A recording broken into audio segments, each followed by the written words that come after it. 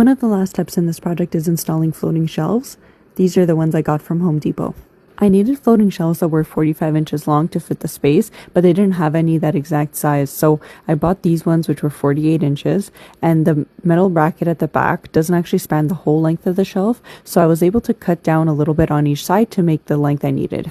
I used a laser level to figure out where to put the shelves, and the shelves came with a template for the bracket, so I used that to mark where I wanted the holes. Wherever there wasn't a stud, I made sure to use a drywall anchor. Once the brackets were installed, I put the shelves on and marked where they were touching the wall, just so that I could sand it down to try to scribe it a little better against the wall.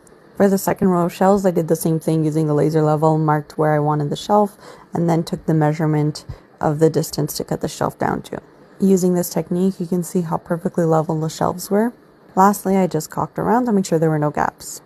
And this is what it looks like with all the shelves installed.